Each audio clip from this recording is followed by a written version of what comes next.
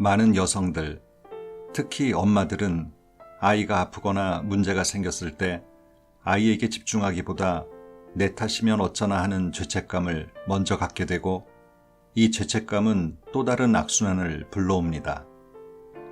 죄책감은 내가 잘못한 것에 대한 자책처럼 보일 수 있지만, 좀 더 엄밀하게 말하면 나 자신을 보호하기 위한 것일 수 있습니다. 아이 자체보다도 나를 먼저 걱정한다는 말이죠. 내 탓일까봐의 불안, 나쁜 엄마일까봐의 불안 때문에 다시 한번 중요한 것을 놓치게 되죠. 이것은 중요한 순간에 사태와 상황을 집중해서 들여다보기보다 나 자신 안으로 철수하는 모습입니다. 엄마가 아픈 아이보다 엄마 자신의 역할과 이미지를 더 생각하는 것이죠. 책 읽는 다락방의 제이입니다. 부부를 중심으로 한 친족 관계에 있는 사람들의 집단 또는 그 구성원을 가족이라고 합니다. 이 가족을 보통 사회의 최소단이라고 말합니다만, 그 안을 들여다보면 가족 구성원 간의 관계는 그들의 인성과 인생이 결정될 만큼 절대적인 영향을 서로 주고받는 복잡한 관계입니다. 같은 부모 자식이라도 부녀, 부자와 모녀, 모자의 관계는 심리적, 정서적으로도 다릅니다. 특히 엄마와 딸의 관계는 딸이 태어나는 순간부터 남은 한 사람이 죽을 때까지 평생 큰 영향력을 주고받죠. 딸이 커가면 엄마는 이런 얘기를 하기 시작합니다. 내게 너 말고 또 누가 있니? 그래도 네가 있어서 내가 이렇게 산다. 이런 얘기들은 딸에게 엄마에게 있어 자신이 중요한 존재라고 느끼게 합니다. 이것은 그 엄마의 어릴 적부터의 소망이기도 한 것이죠. 그렇기에 딸은 엄마를 거절하지 못하고 결혼한 후에도 매일 엄마의 전화를 받고 시시콜콜한 얘기들을 들어줍니다. 엄마의 딸 시절에 무슨 일이 있었기에 엄마의 사랑은 이렇게 집요한 걸까요? 오늘은 엄마와 딸 간의 특별한 관계와 그 까닭에 대해 같이 생각해보는 시간을 가져볼까 합니다. 오늘 소개해드릴 책은 유노라이프에서 펴낸 딸은 엄마의 감정을 먹고 자란다 입니다. 저자인 박우란 작가는 정신분석 상담 전문가인데요. 지금까지 1만 회가 넘게 심리상담과 꿈분석을 진행해 왔다고 합니다. 이력이 좀 독특합니다. 대학교 재학 시절 중퇴를 하고 자신의 정체성을 찾기 위해 10년간 수도원 생활을 했습니다. 그 후 자신의 혼란과 고민의 정체에 대해 정신분석을 받고 또 공부하면서 상담심리학 박사과정을 수료했습니다. 현재 피안이라는 심리클리닉에서 전문 상담가로 활동하고 있습니다. 이 책은 1장, 딸은 엄마의 감정을 먹고 자란다. 2장, 내가 정말 내 아이의 엄마일까? 3장, 나도 엄마의 사랑스러운 딸이고 싶었다. 4장, 엄마는 강하다는 환상을 버리면 얻는 것들. 5장, 엄마는 엄마면 되고 아빠는 아빠면 된다. 6장, 엄마를 넘어 한 인간으로 사는 법. 이렇게 총 6장 안에 35개의 글이 담겨 있는데요. 왜 유독 엄마와 딸은 애증 관계로 얽히는지, 어떻게 감정 대물림이 일어나는지, 그리고 이처럼 대를 이어 쌓이는 감정의 도구로부터 내 딸을 보호하려면 어떻게 해야 하는지에 대해 다양한 심리학 연구와 상담 사례를 들어 얘기해주고 있습니다. 누군가의 딸이었고 누군가의 엄마인 당신에게, 그런 엄마의 딸이자 딸을 둔 이 시대의 여성에게, 그리고 그러한 엄마와 아내를 둔 아들이자 남편에게 우리 가족을 더 이해하게 되는 시간이 되었으면 합니다.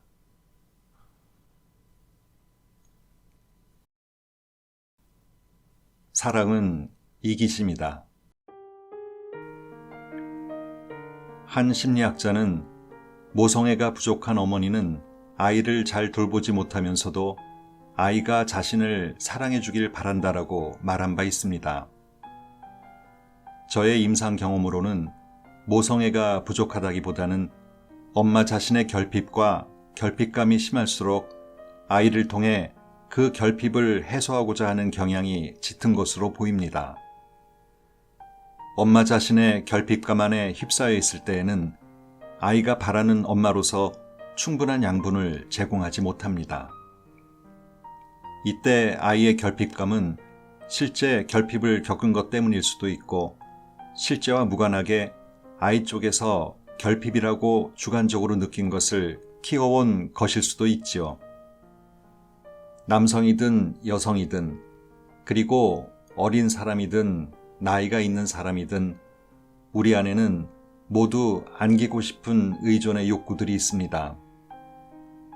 부부관계가 나름 원만하고 서로 친밀한 경우는 아이를 통한 그리고 아이를 향한 의존의 욕구가 꽤 감소하기도 하지만 가까운 배우자를 통한 친밀감과 의존의 욕구가 좌절될 때 여성들의 경우 가장 밀착이 쉬운 아이를 통해 그것을 해소하고자 하는 경향을 더 많이 보입니다.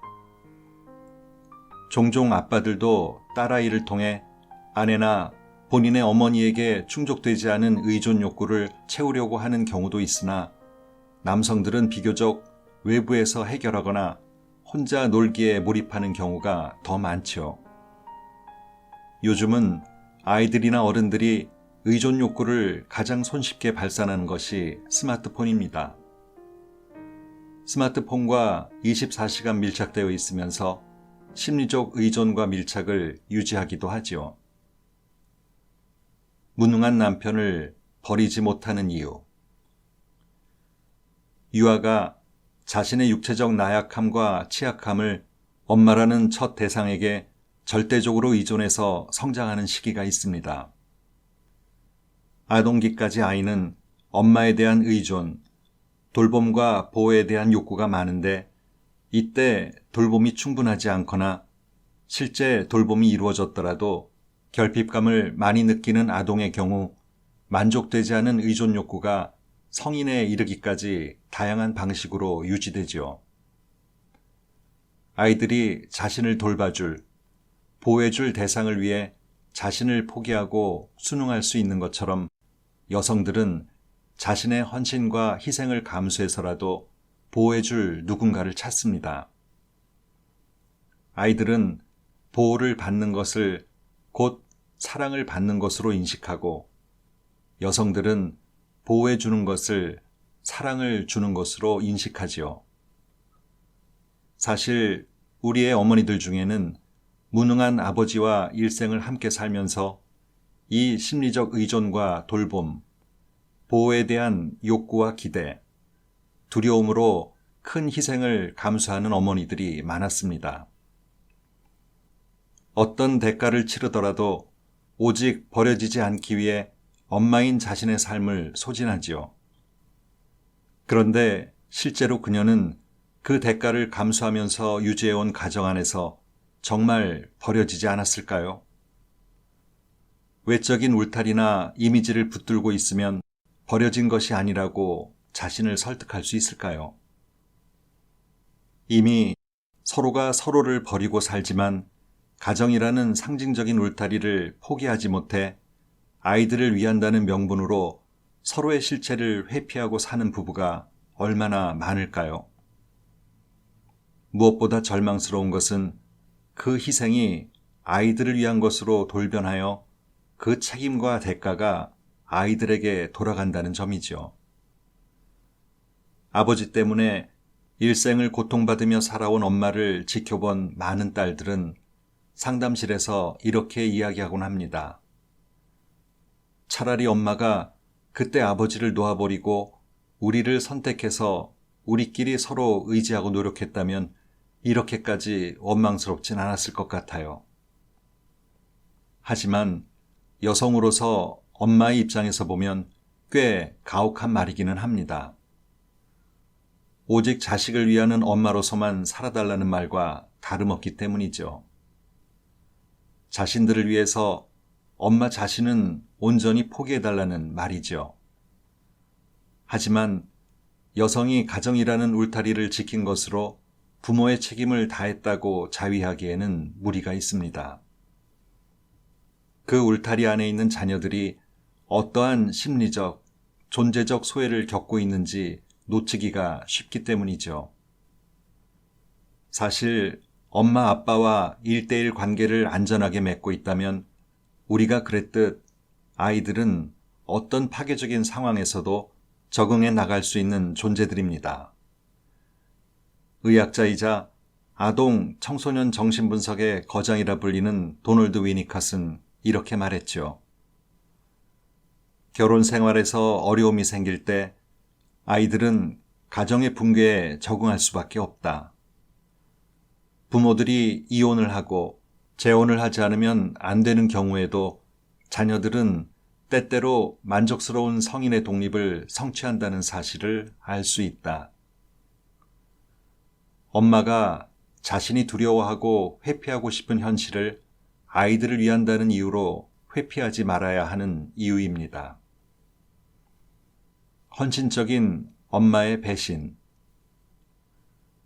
의존 욕구는 쾌락을 유지하고자 하는 충동만큼이나 집요합니다. 의존성이 강한 엄마들은 대부분 피해자와 약자 위치에 자신을 놓습니다. 그러나 흥미롭게도 의존 욕구 이면엔 지배 욕구가 있습니다. 내 욕구를 타인이 채워주어야 하는 것이고 그로 인해 나를 불행하게 만드는 것도 타인이기에 늘 피해자일 수밖에 없죠. 배우자에게 지나치게 의존하며 배우자가 내가 원하는 것들을 들어주지 않고 만족시켜주지 않으면 스스로 만족감을 느끼지 못하고 그러면 그 기대나 요구는 아이에게로 이어집니다. 또한 스스로 책임지려고 노력하기보다는 책임질 수 있는 역량과 자원이 없다고 생각하고 어떤 결정과 선택을 하기를 두려워하지요. 이는 단순히 자신을 이해시킨 것처럼 자신이 나약하고 미약하기 때문만은 아닙니다. 자신의 문제에 집중하고 사색하며 어떤 선택과 결정을 하고 책임을 지는 과정은 매우 고단하고 외롭기 때문이죠. 그것은 누군가와 함께 할 수 있는 일이 아니죠. 의존성이 강한 사람이라고 해서 결코 게으르지는 않습니다. 누구보다 열심히 살지만 모든 에너지와 시선은 외부를 향해 있습니다. 오직 외부에서 원인을 찾고 그것을 해결하기 위한 고단한 노력을 멈추지 않지요. 배우자나 가까운 가족, 외부 자원에 위임하는 것이 훨씬 안전하고 편의적인 방법 중 하나이죠. 삶의 모든 것을 배우자나 권위 있는 대상에게 의존하면서 그들이 해결하도록 주도권을 내주는 듯하지만 사실 이것은 간접적인 지배와 통제입니다. 물론 의존성을 선택하여 편의성을 얻는 대신 육체적 희생과 헌신이라는 대가가 따라붙습니다. 이 희생과 헌신으로 결코 없어서는 안 될 대상으로 자신을 위치시키고 강한 존재가 자신을 지키도록 만들 수 있죠. 이렇게 희생하고 참고 헌신하지만 돌아오는 것은 결핍과 좌절인 경우 원망과 원한이 차곡차곡 쌓입니다. 간혹 통제적인 남편과 함께 살면서 지긋지긋해하고 늘 피해자로서 고통을 호소하지만 은근히 그 통제를 유지하려고 하고 심지어 즐기는 사람도 있습니다. 이렇게 말하는 분을 보고 깜짝 놀란 적이 있습니다. 남편이 정말 제멋대로고 통제가 심해서 지긋지긋한데 한편으로는 그런 강력한 대상이 필요한 것도 같아요. 의존이 만들어내는 헌신과 희생의 목표 지점은 내가 원하는 보호와 울타리입니다. 실제 우리는 기본적인 울타리와 보호가 필요하기도 하지만 상상하는 것처럼 누군가에게 보호받지 못하거나 누군가에게 기댈 수 없다고 하여 결코 쉽게 무너지지도 않습니다. 때로는 의존성을 유지하기 위해 비현실적인 불안을 불러오기도 하지요. 상담실에서도 의존성이 유난히 강한 내담자들은 모든 것을 묻고 순응하는 듯 하지만 결코 자신의 삶의 과제들을 스스로 해결하고 싶어 하지 않습니다. 그리고 그 속에 뿌리 깊은 편의성이 숨어 있다는 것을 드러내고 싶어 하지도 않지요. 하지만 육체적으로 헌신적이고 희생적이라고 해서 그것만으로 우리 삶의 과제들이 해결되지는 않지요. 예전에 이런 말을 들은 적이 있습니다. 아이와 1시간을 집중해서 눈을 맞추고 놀아주는 것보다 밭일을 10시간 하는 것이 훨씬 수월하다. 육체적으로 혼신을 다하고 정신적으로도 늘 참고 견디며 살아온 어머니들이 때로 성장한 딸에게 자신과 유사한 희생을 요구하거나 과도한 기대로 자식들을 숨막히게 하기도 합니다. 이와 반대로 엄마가 아이에게 집중하지 않고 지나치게 자신의 삶에만 몰두한 경우에는 딸이 끝까지 엄마에게서 채우지 못한 의존 욕구를 포기하지 않고 나이가 들어서도 부모 주변을 맴돌기도 하지요. 아이에 대한 사랑은 엄마의 이기심이다. 아이가 주는 위로는 그 누가 주는 위로에 비할 수가 없습니다. 밤 늦게까지 일을 마치고 들어갔을 때 아무리 남편이 토닥여도 크게 위로가 되지 않다가도 딸아이 옆에만 누우면 그렇게 위로가 될 수가 없었지요. 그렇게 아이가 주는 위로의 단맛에 몰두하다 보면 부부 사이는 자연스레 소원해지기도 합니다. 한 남자 선배는 둘째 아이를 낳고 나서 부부관계를 하지 않는다는 큰 불만을 갖고 있었는데 아내가 오직 둘째 아이만을 끌어안고 잔다는 것입니다. 엄마들은 아이가 엄마와 떨어지려고 하지 않는다고 말하기 쉽지만 실은 엄마가 아이와 떨어지고 싶어 하지 않는 것을 아이는 감각적으로 알아차리는 것이지요.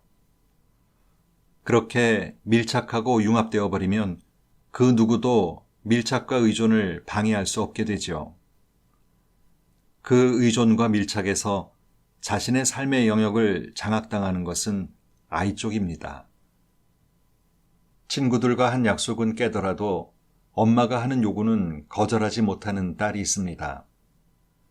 그리고 엄마에게 자신이 꼭 필요한 존재라는 만족을 얻게 되는데 이렇게 필요한 존재로서 엄마에 대한 딸의 의존이 함께 형성되는 것입니다. 즉, 공생에 들어가는 것이지요. 엄마가 딸의 심리적 분리나 이탈을 허용할 수 없을 정도로 의존 상태에 있을 때 이 의존은 엄마의 나약함으로 드러나기도 하지만 아이들에게 위협적인 두려움의 대상이 되기도 합니다. 도널드 위니캇은 절대적 의존의 인식에 대한 일반적인 실패는 남성과 여성 둘 다의 운명인 여성에 대한 두려움의 원인이 된다라고 말했습니다. 이 말은 유아가 엄마와의 관계에서 절대적인 의존에 대한 믿음과 신뢰를 얻지 못했을 때 엄마인 여성이 자신을 언제든 버리거나 위협할지 모른다는 두려움을 갖는다는 뜻입니다. 엄마가 자신의 지속적인 불안과 의존의 정체를 알지 못하고 불안정을 유지하는 한 아이는 여성에 대한 근본적인 두려움과 적대감을 품을 수 있지요. 이렇게 의존과 불안이 해결되지 않은 엄마가 어린 딸이나 아들을 통해 자신이 원하는 사랑을 확인할 수 없을 때 견디지 못하고 감정적인 안갚음을 하기도 합니다. 엄마의 감정적인 안갚음 앞에서 아이들은 자신을 포기할 수밖에 없습니다. 아이들에게 엄마는 선택할 수 있는 대상이 아니기 때문이죠. 엄마는 엄마의 삶을 살면 된다. 하루는 한 고등학생 여자아이가 이대로 가면 도무지 제대로 살 수 없을 것 같다며 상담을 받아야겠다고 찾아온 적이 있습니다. 항상 열심히 하고 싶고 뭐든 잘하고 싶은 열정은 있는데 충분히 하지 못하는 자신 때문에 힘들다고 말했죠. 답답하고 불안하고 하루하루를 견디는 것이 어렵다 했습니다. 어느 선을 도저히 넘어갈 수가 없고 그 선이 무엇인지를 도대체 모르겠답니다. 의식의 차원에서는 정말 열심히 잘하고 싶은데 무엇인가 생각처럼 움직여지지 않는다는 것이죠. 내가 나를 어쩔 수가 없다며 고통스러워하던 모습이 떠오릅니다. 여학생이 그토록 힘겨워하는 데는 엄마의 태도에 원인이 있었습니다. 가정에서 드러나게 억압하거나 강제하는 일도 없고 대부분은 자율적으로 맡겨놓는 분위기인데 왜 여학생은 답답하고 숨이 막혔을까요? 여학생의 엄마는 모든 것을 열어놓는 듯 말했지만 대체적으로 모호한 표현을 쓰는 특징이 있었지요. 모호하다는 것은 엄마 자신의 욕구나 욕망을 뚜렷하게 드러내거나 표현하지 않는다는 뜻입니다. 그런 상황에서 여학생이 열려있는 느낌을 받지 못하는 것은 가령 넌 그걸 하고 싶니? 꼭 해야겠으면 해. 네가 원하면 해. 근데 그걸 진짜 원하기는 해? 와 같은 엄마의 말투 때문이었죠. 어느 날은 아이가 엄마에게 물었다고 합니다. 그래서 엄마는 나한테 원하는 게 뭐야? 정확히 그걸 말해. 난 그저 네가 잘 됐으면 좋겠어. 그게 전부야. 이보다 더 모호한 표현이 있을까요? 아이에게는 잘 된다는 의미가 지극히 막연할 뿐입니다. 어느 대학을 갔으면 좋겠다도 아니고 남들이 하는 만큼만 하라고 하니 무엇을 해도 어느 선까지 가서 닿아야 하는지 혼란스러울 뿐이죠. 이것은 하나의 작은 사례일 뿐입니다. 생활 전반에서 엄마는 대체로 이처럼 모호한 표현으로 아이를 혼란스럽게 했습니다. 여학생의 이야기를 잠잠히 듣다가 이렇게 반문했죠. 엄마는 스스로 무엇을 원하는지 알고 계시는 것 같아?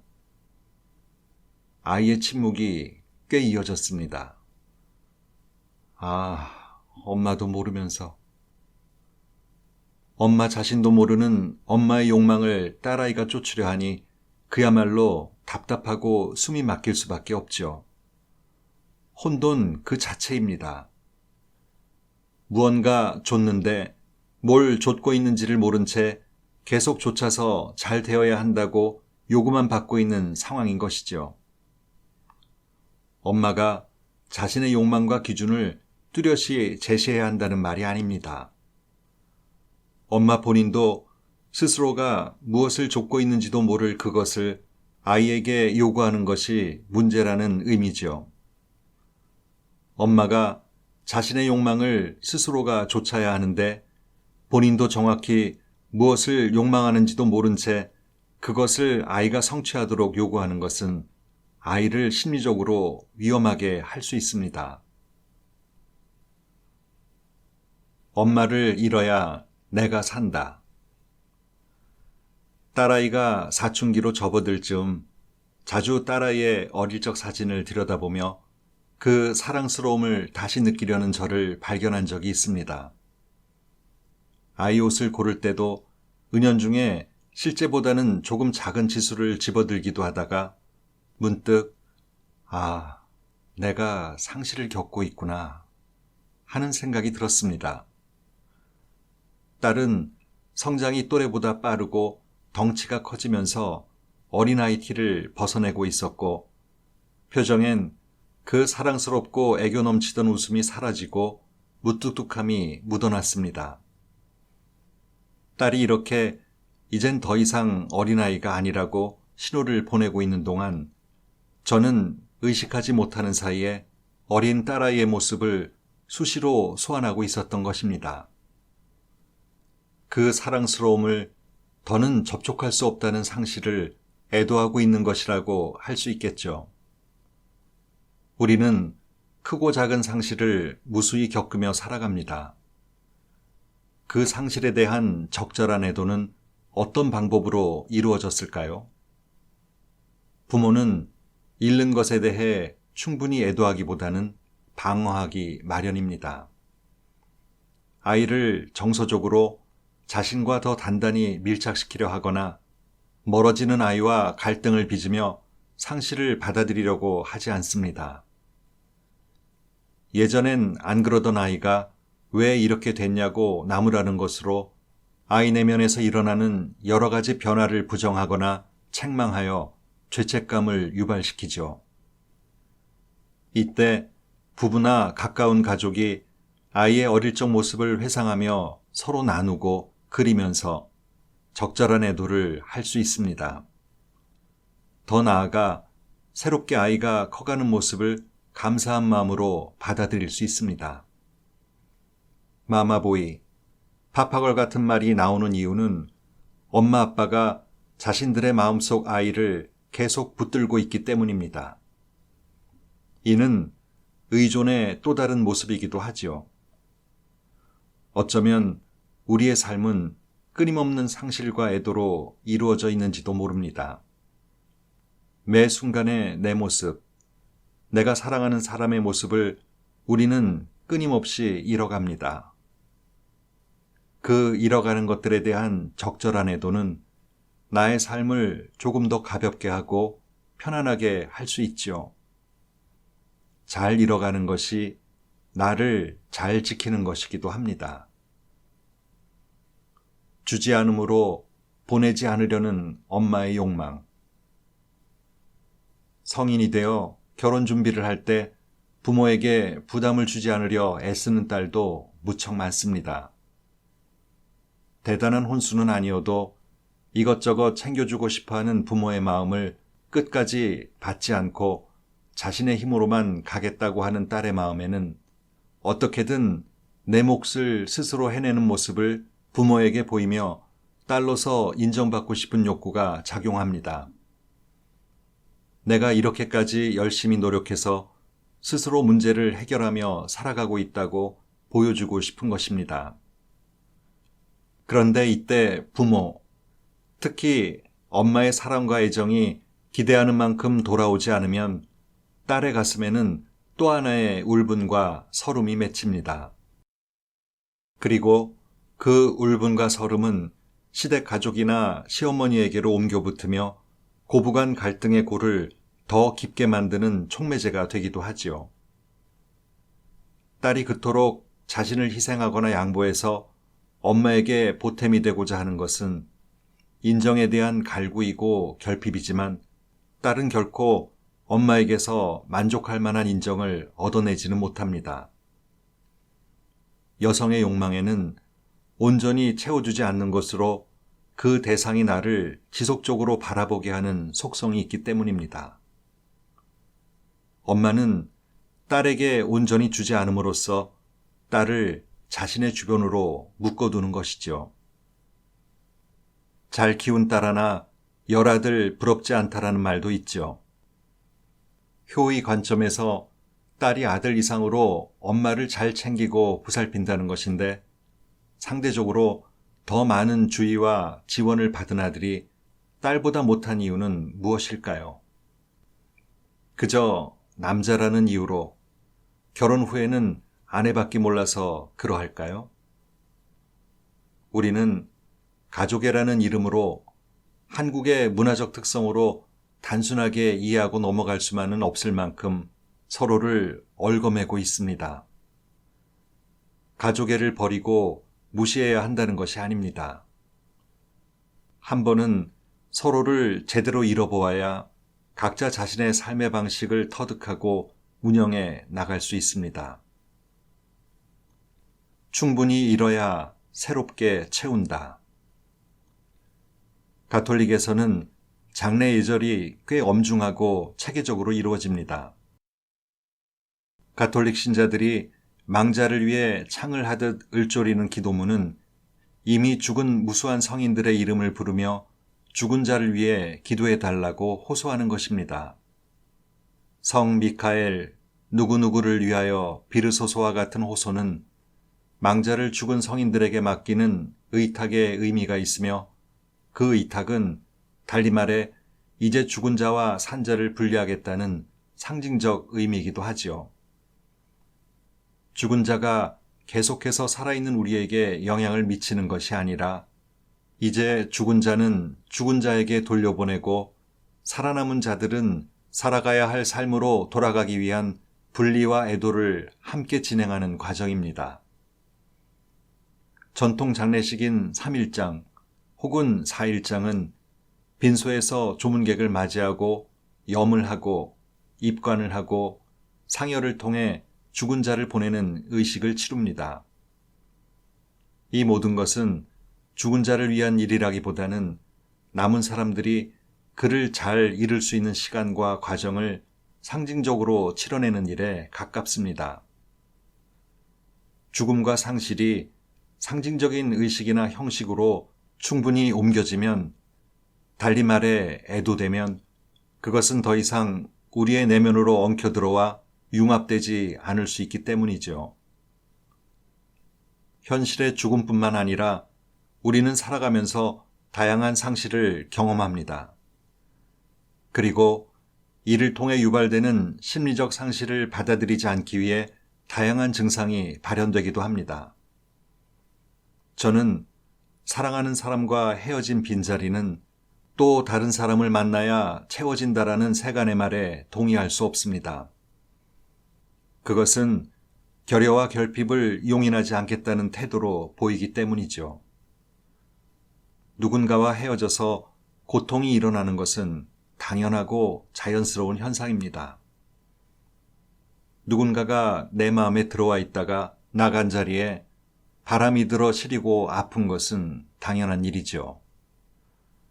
그 아픔을 회피하기보다 충분히 경험하고 접촉한다면 이전과 다른 내면을 경험할 수 있게 됩니다. 괜찮지 않아도 괜찮다. 왜 아프면 안 될까요? 왜 내 아이가 나를 떠나면 안 될까요? 손가락에 상처를 입으면 상처가 아무는 동안 통증을 감수해야 하는 것처럼 우리 마음이 겪는 고통과 아픔에 대해서도 조금 더 의연하게 수용하는 태도를 가지면 오히려 상실의 고통을 최소화할 수 있습니다. 사춘기가 되고 성인이 되어가는 자녀에게서 느끼는 상실감과 외로움을 내 것으로 수용하기 위해 좀 더 나 자신에게 집중하고 내 안에서 일어나는 공허와 폐허를 마주하면 아이러니하게도 생각보다 괜찮은 나를 발견하게 될 가능성이 큽니다. 상담을 진행하다 보면 안간힘을 다해 괜찮아지려고 애쓰는 사람을 자주 만납니다. 부정적인 것을 빨리 잊고 털어내고 싶어 하죠. 우리는 본능적으로 불쾌한 감각과 감정은 피하고 싶어 하기 때문에 어찌 보면 너무 당연한 일이기도 합니다. 하지만 그럴 때 저는 이렇게 이야기합니다. 너무 괜찮아지려고 하지 않아도 됩니다. 좀 괜찮지 않으면 어떤지요? 괜찮지 않아도 괜찮습니다. 그러면 이렇게 반응하곤 하죠. 아, 그렇죠. 제가 괜찮아지려고 너무 발버둥을 치느라 안 괜찮았군요. 아, 안 괜찮아도 괜찮은 것이었군요. 이렇게 내가 안 괜찮은 상태로 잠시 있을 수 있도록 허용하는 것도 나쁘지 않습니다. 엄마의 시선이 사랑이 되려면 상담실 의자에 마주 앉아 이야기를 이어가다 보면 불쑥 울컥거리며 눈물을 흘리는 여성이 있습니다. 그 눈물이 어떤 의미냐고 물어보면 잘 모르겠다고 답하는 경우가 많습니다. 잘 모르겠는데 그냥 이 자리에 앉기만 하면 자꾸 눈물이 난다고 말하죠. 오는 길에는 특별히 일어나는 감정이 없었는데 왜 이 자리에 앉으면 눈물이 나는지 모르겠다고 말합니다. 왜일까요? 상담자가 어떤 반응이나 피드백을 하지 않았는데도 불쑥불쑥 눈물이 솟구치는 이유는 무엇일까요? 저는 그 이유가 응시에 있지 않을까 생각합니다. 가정에서, 사회에서 알게 모르게 소외를 반복적으로 겪어온 여성이 누군가 온 정신을 집중해서 자신을 바라보고 있다는 것을 느끼는 순간이 얼마나 있었을까요? 저는 그냥 시선을 모아 바라봐주고 그냥 곁에 함께 있어주는 것이 전부였습니다. 오직 자신을 향하고 있는 시선을 느끼는 것만으로도 가슴 안에서 알 수 없는 어떤 접촉이 일어나는지도 모르겠습니다. 가장 먼저 사랑을 빚어내는 것은 시선이다. 자코모 다렌티니. 삼초 엄마의 사랑법. 중학교 1학년 딸 아이가 종종 그런 이야기를 합니다. 엄마와 나의 평화롭고 좋은 느낌의 시간은 우리가 만나서 딱 3초까지만이야. 하루 일과를 마치고 집에 돌아와 아이를 만날 땐 매일이 새로운 날처럼 반갑고 좋아서 폴짝 뛰며 포옹과 입맞춤을 사정없이 퍼붓지만 딱 3초가 지나는 순간 잔소리와 티격태격 실랑이가 시작되기 때문입니다. 그래서 저는 아이와 거리를 너무 좁히지 않으려 최대한 노력합니다. 지치지 않고 아이를 사랑하기 위해서지요. 거리를 두고 아이를 바라보는 일을 무척 즐깁니다. 딸아이도 엄마가 자신을 지그시 바라보고 있는 눈빛을 상당히 즐기는 눈치입니다. 엄마가 정말로 예뻐하면서 바라보는 것을 알기 때문이죠. 엄마의 시선을 통해 자신이 꽤 괜찮고 사랑스러운 존재로 느껴지는 모양입니다. 실제로 멀찍이서 아이를 보면 그렇게 예쁘고 사랑스러울 수가 없습니다. 한없이 예쁘고 어여뻐서 다가가 꼭 한번 만져주고 살을 비비는데 서로 말이 섞이는 순간 우리의 평화는 달아나지요. 딸아이에게 가까이 다가갈수록 생활 습관에서부터 성격까지 마음에 들지 않는 것이 100만 가지는 넘게 눈에 걸립니다. 그럴수록 딸아이의 좋은 느낌과 사랑스러운 감각을 매일 새롭게 되살리려고 의식적으로 노력하는 편입니다. 문을 열고 들어서기 전 아이의 사랑스러운 볼살과 상큼하지만은 않은 채취를 떠올리지요. 이것은 매일 반복되고 매일 좌절되는 일상이기도 합니다.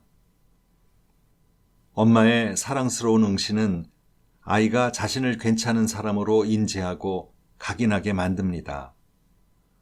모든 존재가 가지는 자존감의 근간이지요. 하지만 사랑스러운 시선은 노력한다고 나오는 것이 아니라는 사실을 모두가 경험으로 알고 있습니다. 아이와 심리적, 물리적 거리를 띄워야 할 때 띄우지 못하면 아이를 사랑스럽게 바라볼 수도 사랑할 수도 없게 됩니다. 거리 띄우기는 사랑을 유지하기 위한 하나의 스킬이 될 수 있습니다. 엄마가 자신의 불안과 욕망을 탐색하려는 태도를 가지고 있고 사색을 멈추지만 않는다면 그 여백은 충분히 가능하지요. 사랑의 거리두기. 저는 아이의 학습 문제뿐만 아니라 아이의 사생활 전반에 관여하지 않습니다. 어떤 철학과 신념이 있어서는 아니고 더구나 심리 전문가여서도 아닙니다. 아이에게 밀착해 개입할수록 내 감정을 스스로 조절할 수 없을 것이라는 점을 너무나 잘 알고 있기 때문이죠. 결코 평정심을 유지할 수 없고 다 너를 위한 것이야 라고 내 욕망으로 아이를 몰아세울 엄마라는 것을 지극히 잘 알고 있기 때문입니다. 아이에게 훌륭하고 온전한 엄마이면 좋겠지만 그렇지 않다는 것을 굳이 숨기려 하지도 않습니다.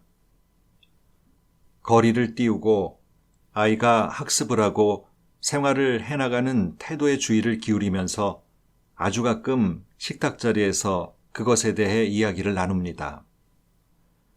마음에 안 드는 수만 가지를 참고 견디다가 아주 가끔 엄마의 경험을 이야기해주며 아이를 현혹하기는 하지만 대체로는 그저 지켜보기만 할 뿐이죠.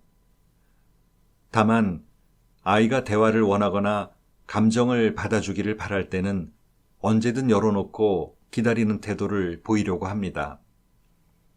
가장 많이 하는 표현은 얘기해도 괜찮아.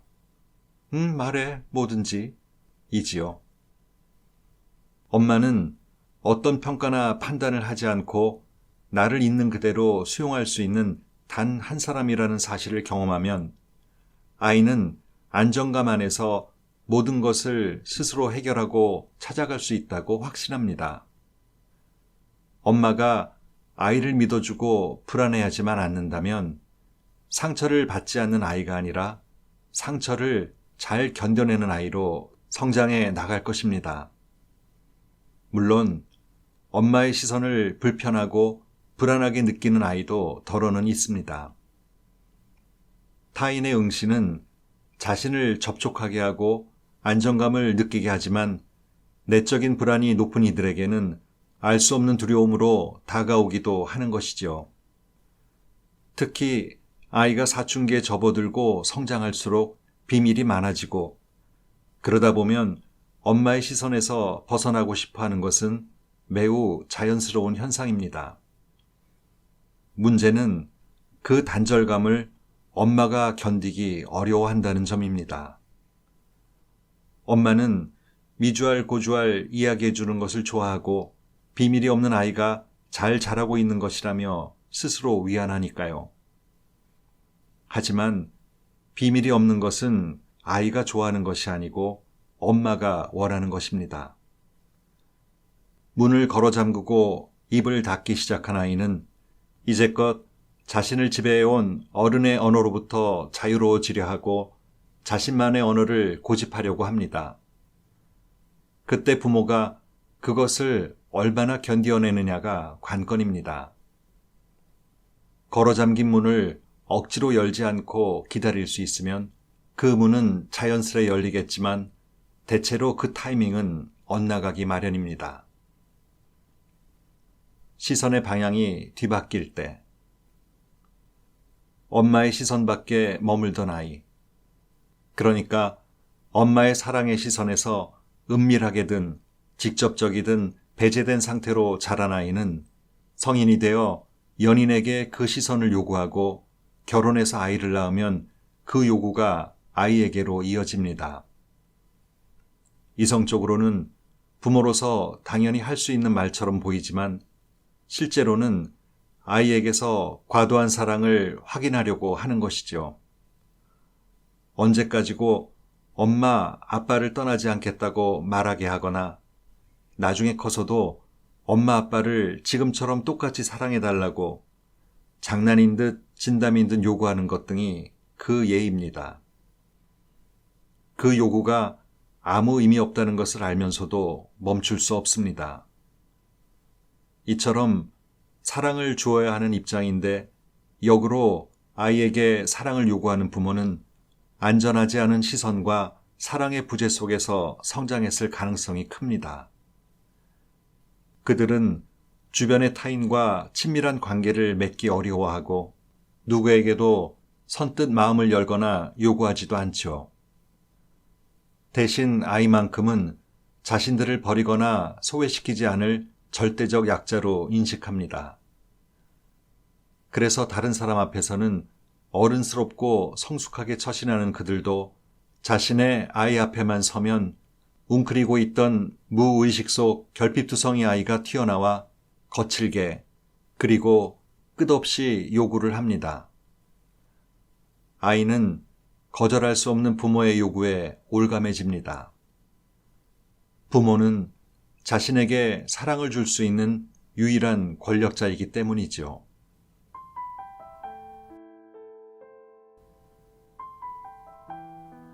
우리는 엄마의 사랑은 무조건적이라 생각합니다. 그것이 결핍과 외로운 환경 속에서 자신을 보호하려 했던 이기심의 발로일 수도 있고, 내가 너를 어떻게 키웠는데 하는 보상 심리일 수도 있겠지만, 그 앞에서 우리는 늘 무방비 상태가 되고 맙니다. 가끔 엄마는 왜 그래? 짜증을 내면서도 말이죠. 하지만 인간은 처음부터 근본적으로는 타인을 사랑할 수 없는 존재다 라고 프로이트는 말했습니다. 엄마의 사랑은 나를 위한 무조건적 희생이 아닌 어쩌면 엄마 자기 자신을 만족시키기 위한 것일 수도 있는 겁니다. 그리고 나 또한 자녀들을 위해 무언가를 해주면 좋겠다 생각하는 것들이 정말 자녀들을 위해서인지, 아니면 나의 결핍이나 욕망을 해소하려는 것은 아닌지 생각해 볼 필요가 있습니다. 엄마와는 다른 인생을 걷고 싶다면, 대물림하고 싶지 않다면 이 사실을 냉정하게 인식하고 수용해야 하겠습니다. 오늘도 좋은 하루 보내세요.